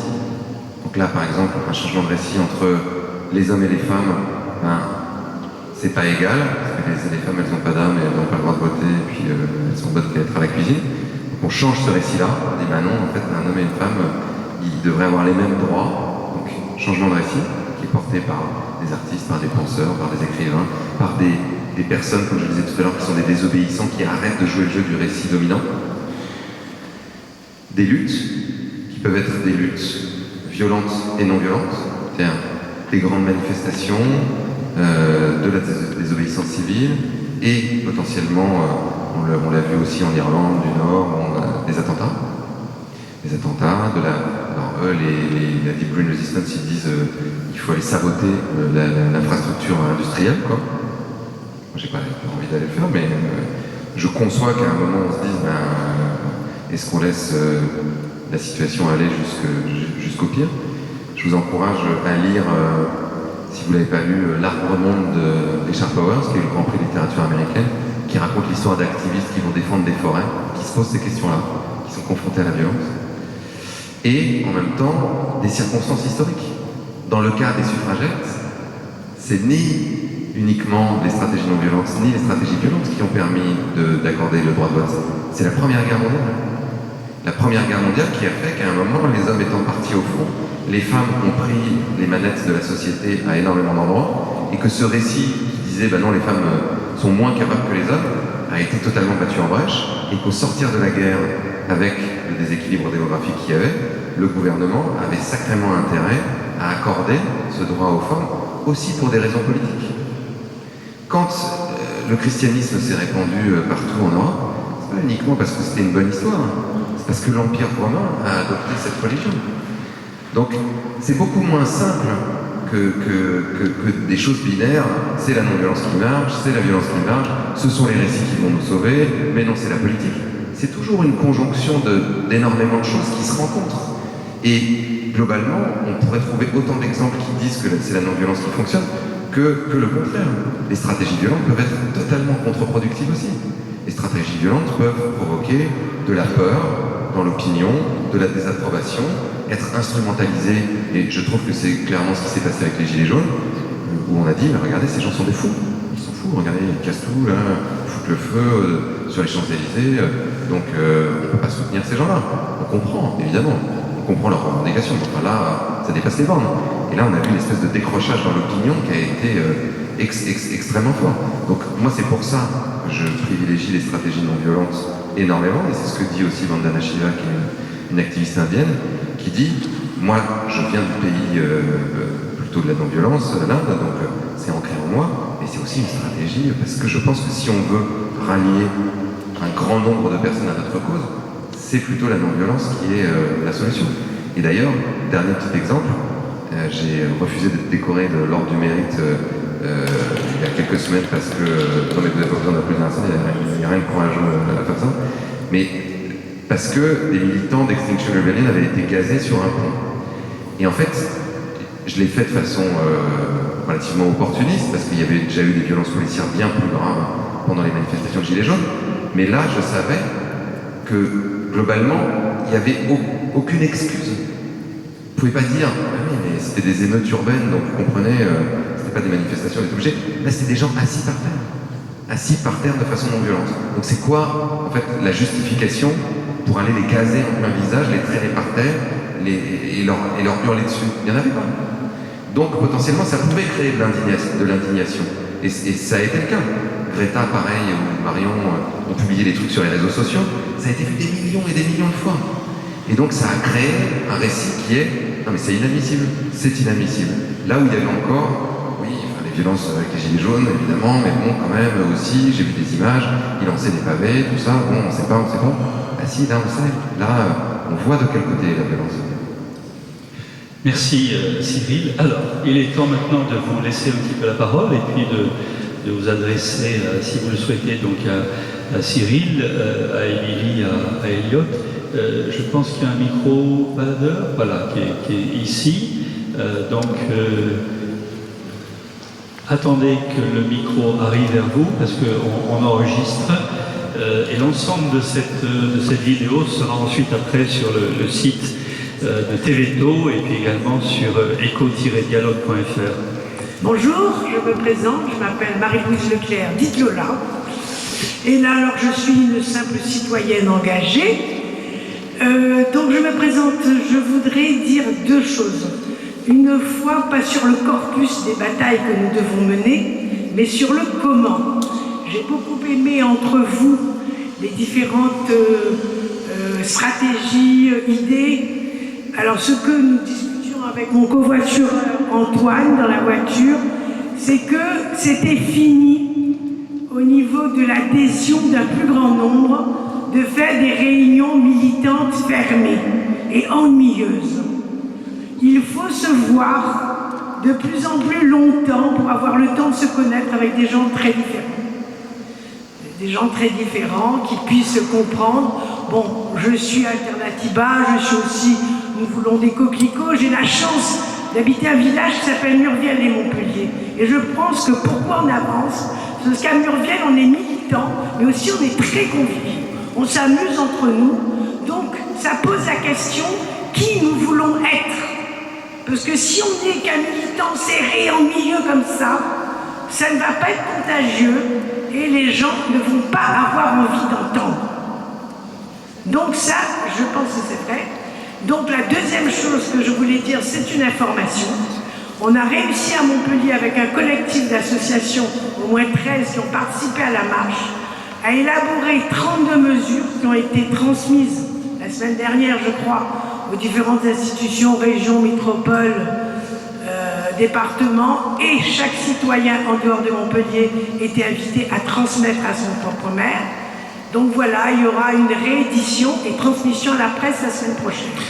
C'est tout, voilà. Est-ce que Cyril ou Elliot ou Émilie? Moi je voulais juste dire un tout petit truc, c'est sur le côté ennuyeux. C'est tellement vrai.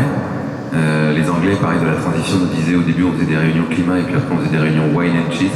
En fait, il y avait beaucoup plus de gens à la réunion wine and cheese. Non mais c'est vrai, il faut faire la fête, quoi. Que ce soit cool. Ce qu'ils nous racontaient aussi, c'est qu'à un moment, ils essayaient de faire des villes en transition à plein d'endroits, puis il y a des endroits, ça marchait pas. Parce que c'est hyper chiant de voir un militant qui dit « Oui, venez vous engager pour le climat !» et ça. Et oh là, ouais, d'accord, ouais. Et donc à un moment, ils se sont posé la question de savoir, mais si on veut réunir les gens, il faut quand même qu'on trouve le truc qui donne envie aux gens d'être ensemble, qui leur est tous commun. Et donc ils se sont posé la question en disant est-ce que c'est ça, est-ce que c'est le climat, est-ce que quand on dit climat, tout le monde a envie de venir sur la place du village et de se dire ouais on va être tous ensemble. Non, pas trop quoi. Et ils disent est-ce que c'est le pic pétrolier, parce que c'est leur truc aussi, est-ce que si on parle aux gens de pic pétrolier, ils vont tous avoir envie de se rassembler. Ils se sont dit est-ce que ça pourrait être la bière par exemple, la bière, on est anglais, la bière, ouais, ah oui, la bière. Et donc ils ont lancé un projet de micro-brasserie locale pour faire une super bonne bière locale. Et bien là, ça a intéressé tout le monde. Tout le monde avait envie d'avoir une super bonne bière locale. Et donc ça leur a donné le prétexte pour se réunir, pour se parler, pour goûter la bière, pour boire la bière, pour être ensemble, et ensuite se poser des questions. Se dire, mais si on fait ça pour la bière, pourquoi on ne fait pas ça pour la nourriture? Et pourquoi est-ce qu'on ne fait pas ça pour tout un tas d'autres activités économiques qui sont aujourd'hui l'apanage de grandes sociétés? Ça n'a pas de sens. Mais non, on n'a qu'à le refaire. Et en fait, c'est ce que dit souvent Patrick Vivray, qui est un philosophe qui est beaucoup engagé sur ces questions-là, c'est que si on a envie d'attirer les gens à nous, il faut déjà que nous, on soit l'incarnation de ce qu'on raconte. C'était Nietzsche, apparemment, qui disait des chrétiens, genre, je croirais à leur sauveur quand ils auront l'air un peu plus sauvés. Et ben c'est un peu ça. Si effectivement les militants ont l'air d'être des gens hyper fermés d'esprit, des espèces d'intolérants ayatollahs qui passent leur temps à regarder si t'as bien fait tes courses. Ouais, parce que moi je dis ça, en fait, ma chérie, ma femme Fanny, elle se fait traquer quand elle fait les courses. Les gens viennent regarder ce qu'elle a dans son panier. Puis ils viennent à côté d'elle, et puis tu sais, dans des chips, il y en a des bio dans le rayon. Non mais vous imaginez un peu le truc? Donc, évidemment, ça, en fait, ça donne envie à personne de venir avec vous, quoi. En revanche, si vous devenez quelqu'un qui fait ce qu'il dit, c'est le truc de Gandhi, de donner l'exemple et pas la meilleure façon de convaincre, c'est la seule, bah là, tout d'un coup, ça change tout. Si le groupe Alternativa ou le groupe Colibri ou le groupe des Coquelicots, c'est des gens trop sympas qui font les meilleures fêtes de la ville et qui en même temps sont des gens super intègres, qui ont l'air d'être vachement bien dans leur pompe, qui font des métiers qui les éclatent et qui tous les jours en fait sont vachement en raccord avec leurs valeurs. C'est pas qu'ils font blablabla sur l'écologie. C'est qu'en fait ils essayent, parce que personne n'est parfait, ils essayent de faire ce qu'ils disent, quoi. Et ça les rend plus heureux, ça donne du sens à leur vie. Ça change pas le monde, parce que aucun d'entre vous va changer le monde, moi non plus, mais juste ça donne du sens à leur vie. Bah là, tout d'un coup, c'est différent, et c'est magnétique.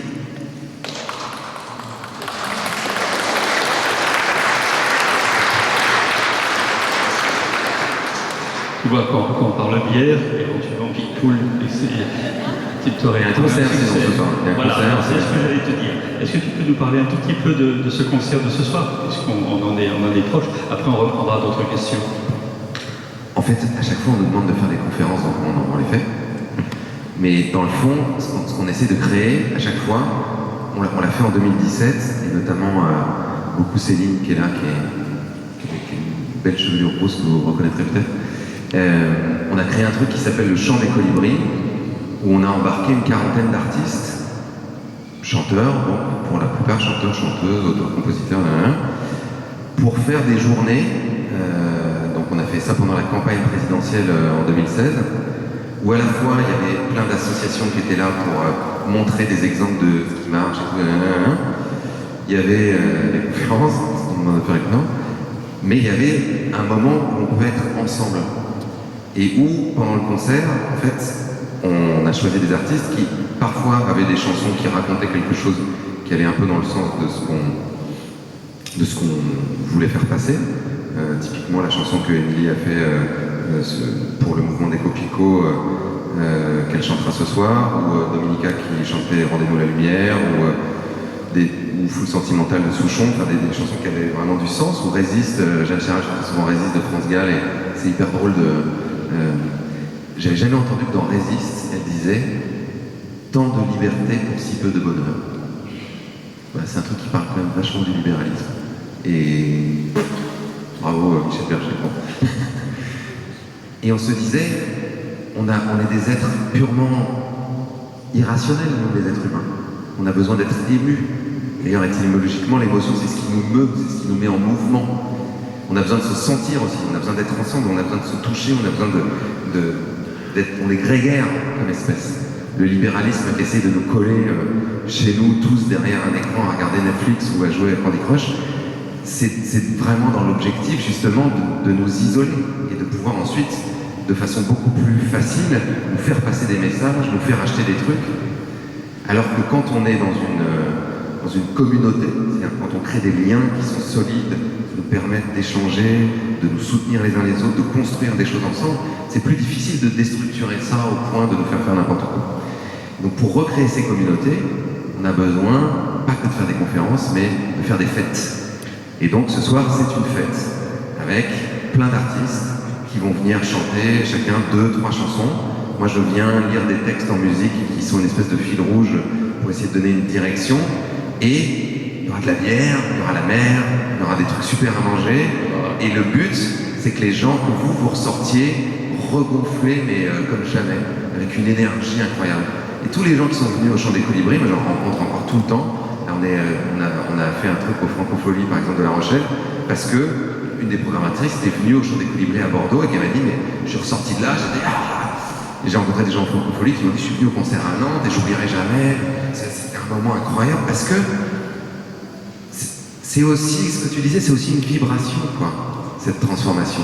C'est pas juste des idées, c'est pas juste mettre des trucs dans la tête, c'est vibrer ensemble, quoi, se sentir puissant ensemble.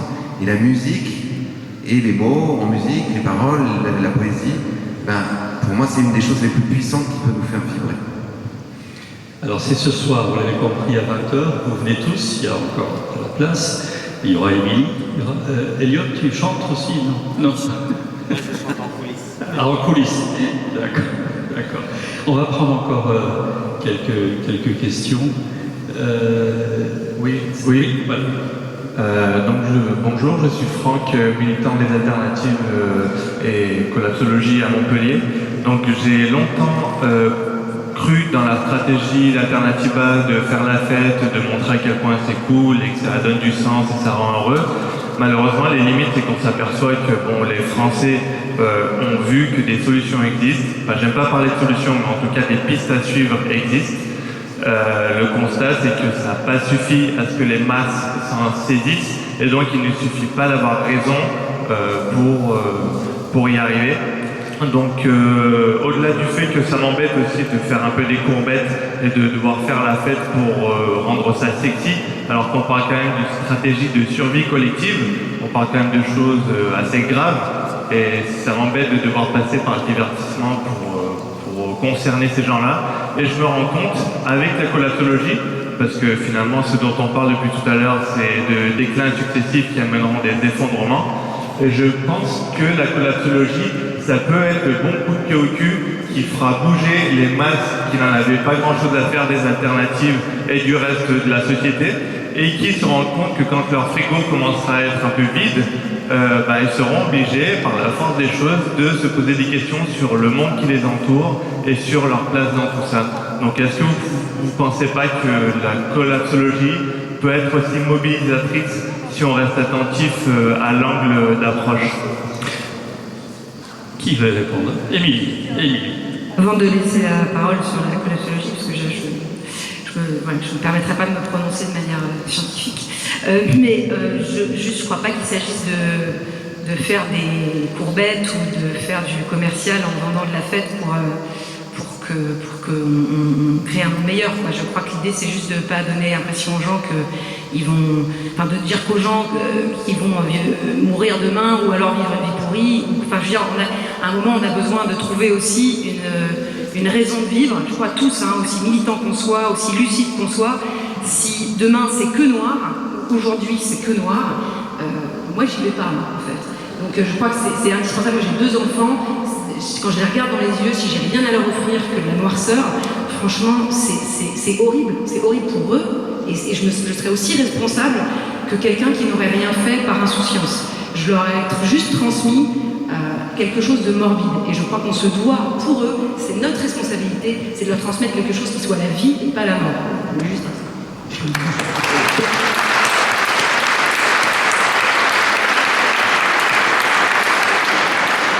Elliot. Je suis vraiment d'accord. Je suis vraiment d'accord avec ça. Je pense que, par ailleurs, l'effondrement, et c'est Bruno Latour qui dit ça, ça peut être enthousiasmant. Parce que qu'est-ce qui s'effondre?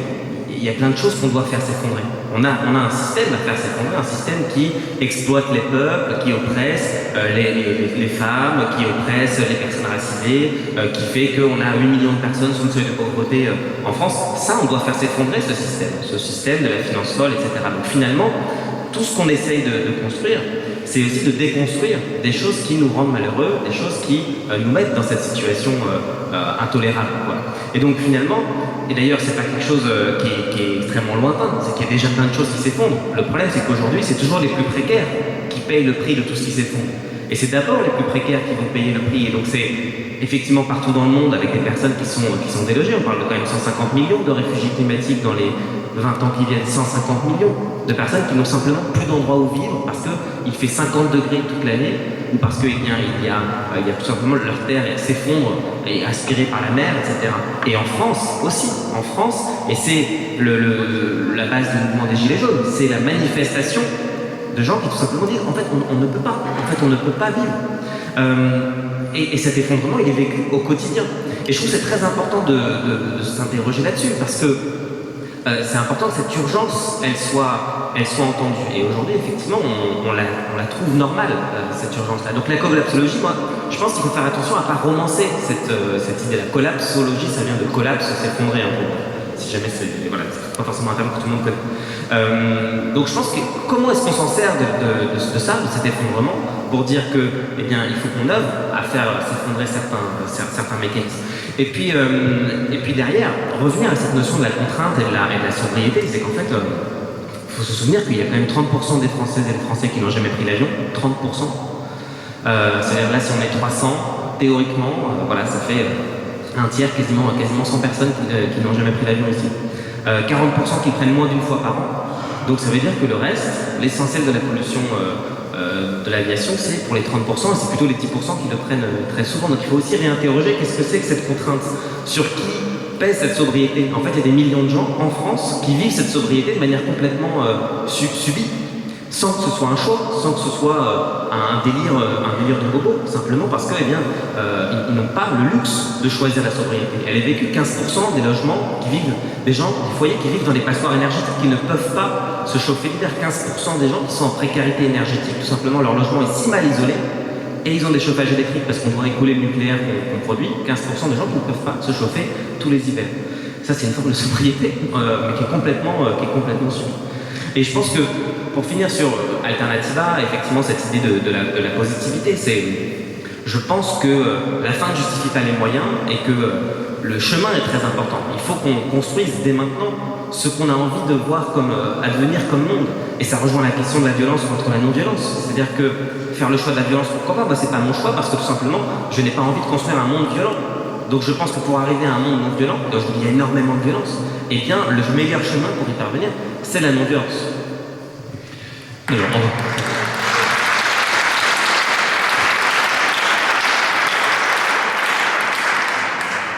on va prendre encore... on a le temps pour encore quelques questions ?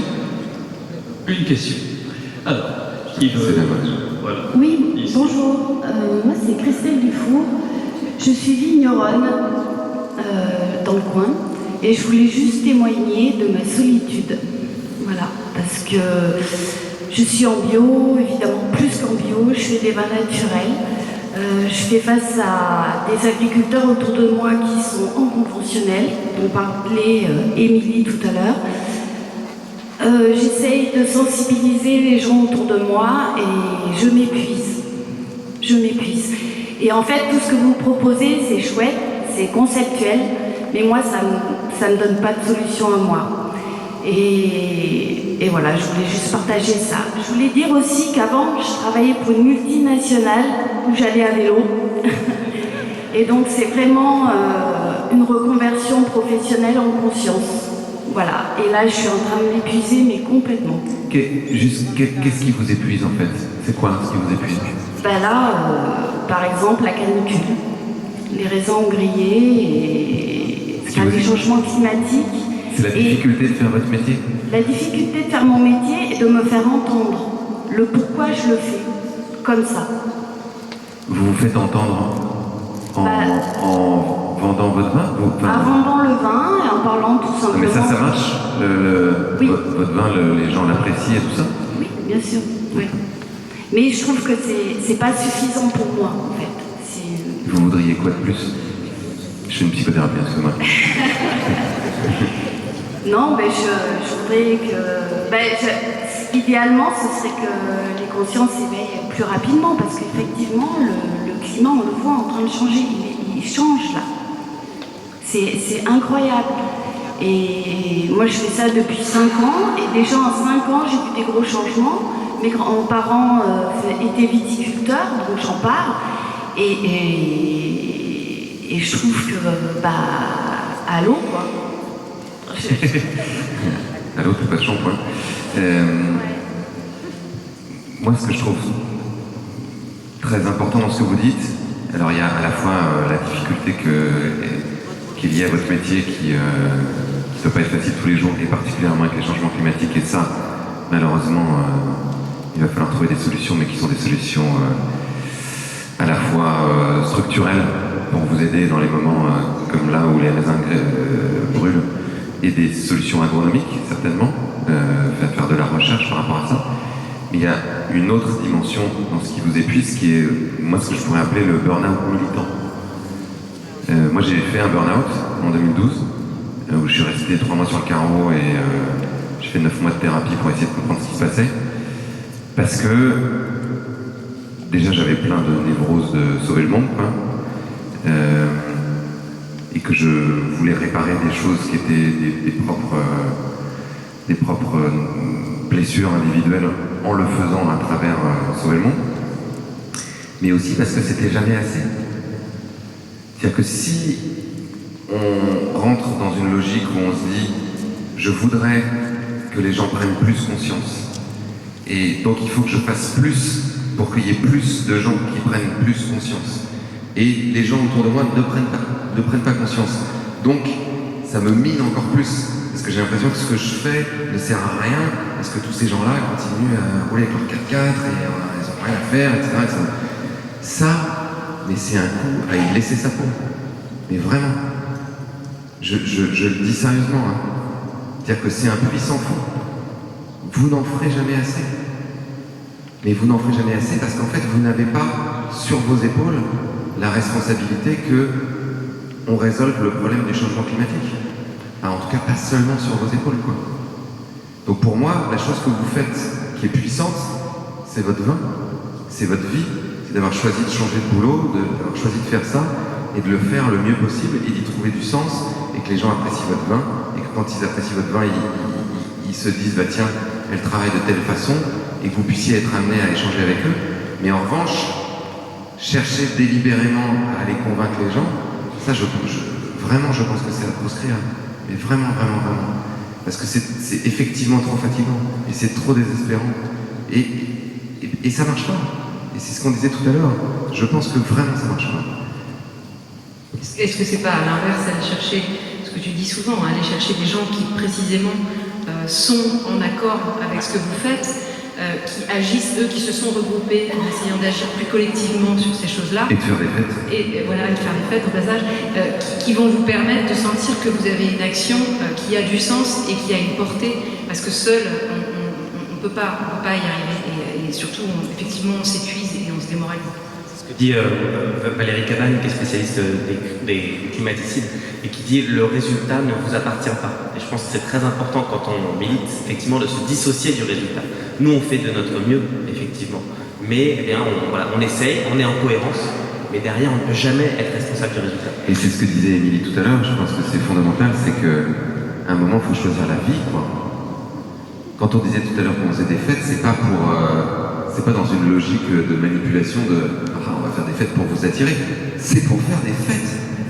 Mais vraiment. C'est pour se faire du bien, c'est pour être heureux, en fait.